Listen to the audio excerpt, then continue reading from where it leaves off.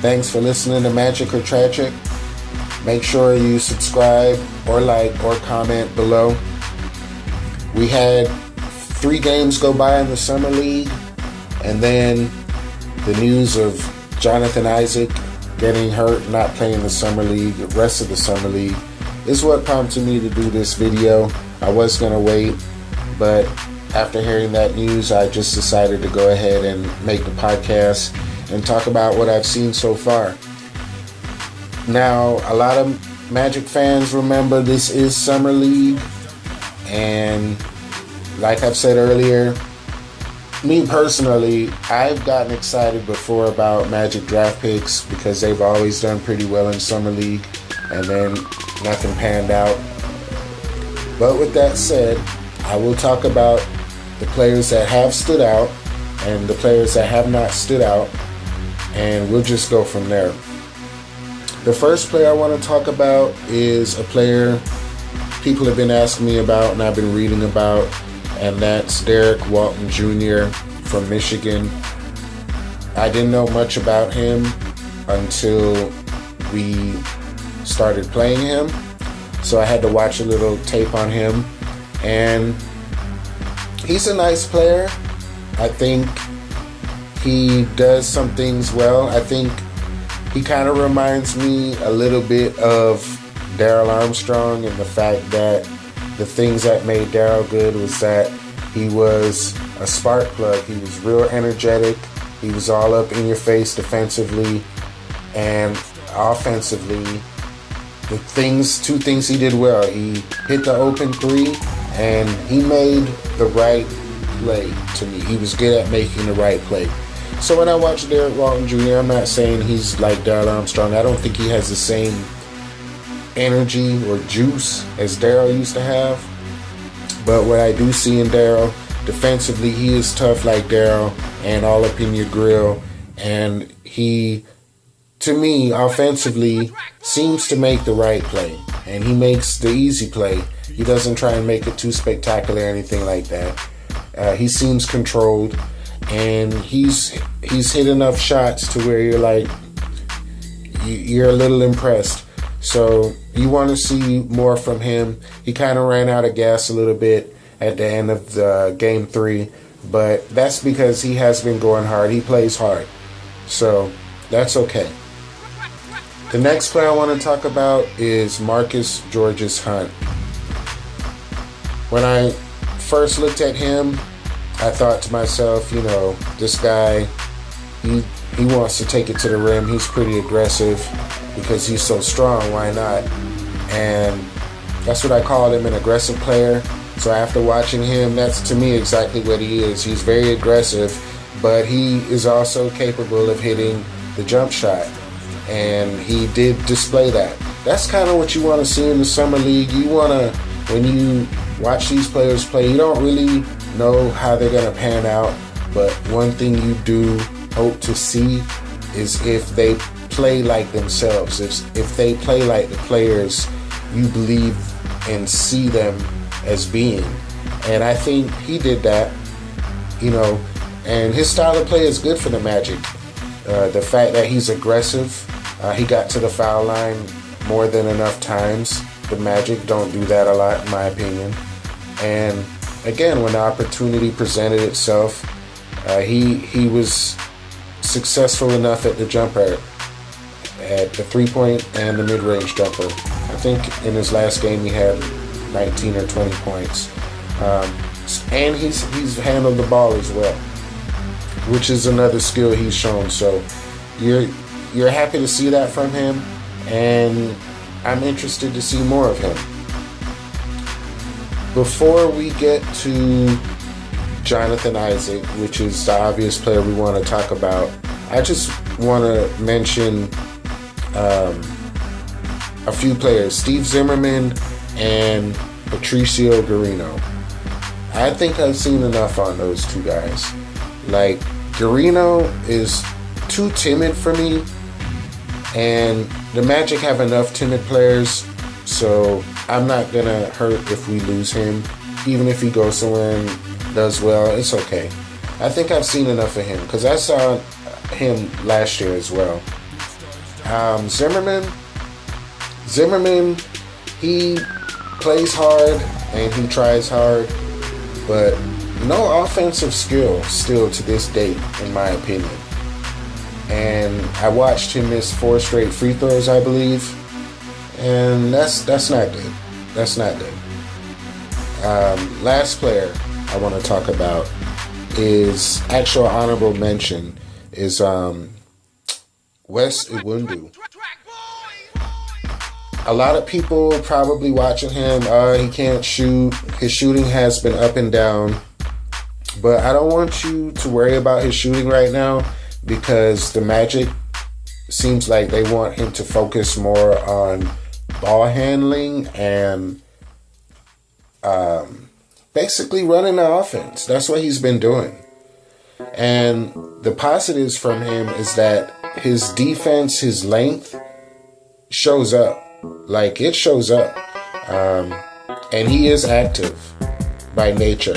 And that shows up in the game. And because of that, he's been able to make plays in the game. And he has knocked down some shots. But I know we don't want to... Don't jump on him for his shooting yet. Give him some time to grow. And I think there may be something there as far as Wes Iwundu. Okay, now let's get to Jonathan Isaac. I'm impressed. I'm not surprised, but I am impressed.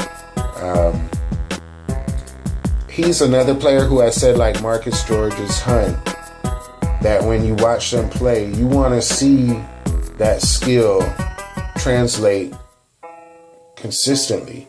So when I'm watching Marcus Georges-Hunt and he's going out and playing that game, I know he can play. I've seen him play because Georges-Hunt played well in the previous game as well. He's actually played well in all 3 games. That's what you want to see, and he's playing his style of play. Okay, when I watch Jonathan Isaac, he is showing me what we think. When I say we, I mean when you look at, if you're scouting him, what you think he's capable of doing. And he's showing you all of that. Like 2 ways. Defensively, of course, if you're 6'10" and active and athletic and quick and nimble, you're going to be a problem. And he's showing that defensively, guarding players, blocking shots, rebounding. But the 2-way part, I know most of y'all didn't know he had game like that, but you could see it. Like, if you watch enough of him, and I'm in Florida, I saw enough of him after finding out about him, but you could look it up. You could see that skill. Like, you could see he was a guard and grew 6 or 7 inches over a summer or whatever it was. You could see that skill in him because he does handle it so well. Like, this dude was coming off of screens and making jab steps and dribbles and shooting. He was doing dirt, 1-step fadeaways, you know. And the thing I also liked about Isaac is that he, you know, he admitted he was nervous and whatever, but his game, he took the challenge head on. Like, he was balling, to be honest. But it's just summer league, so I don't want to get too excited. But he showed all the skill that we hoped he would show. He showed shooting, he showed ball handling, he showed one-on-one moves, he showed defensive skill. They drew up a play for him, and I don't know if he thought about what he was going to do before the play actually started or if he thought about it on instinct. But, you know, take note of that. For a young player to have a play drawn up, and there was no wasted effort in his shot. He got the ball, made a move, took a shot he liked, and that was it. A lot of players would have dribbled around and try and make too much out of something, but he didn't do that. And he's actually been shooting confidently, make or miss. And that was another thing we kind of touted as a negative. We weren't sure of his production. We wanted to see him be more assertive in college, but he has come out and in these summer leagues been an assertive offensive player. So that's another thing. Last thing on Isaac is a lot of people have talked about the mismatch with Aaron Gordon. This is the beauty of Jonathan Isaac. I know he can play power forward. I know when he's out there, it's like, is this dude our center? Like, who is this dude? He's everywhere. Is he? What is he? Like, but he is a small forward. He, in his mentality, his style of game, forget that he's 6'10", and that's the thing about Jonathan Isaac, the unique thing. His game is, he's a small forward, and you're hoping it works out that way. And if he works out that way, and you put him beside Gordon, that's what you want. That is what you want right there. So don't worry about, fit, and like I said, I think I mentioned that too. Don't worry about fit and all that stuff. Things will work out. If players turn out to be good players, things will work out just fine. The only downside right now would have to be his strength, obviously. He got hurt making a strong move to the hole, and he got injured in his hip because of the collision. But the good news about that is if you have a prospect and you're saying, this guy is really talented, but he needs to gain more strength, as opposed to this guy is really talented, but he needs to develop his jumper more, there are much, much greater chances that you're going to be able to develop your strength as opposed to that jumper. So he's going to be fine. That's going to be growing pains with him. But you like the fact that he is willing mentally to stay tough and make tough moves to the bucket. But he's definitely going to have to get that body stronger. Alright, so I think that's going to do it for me.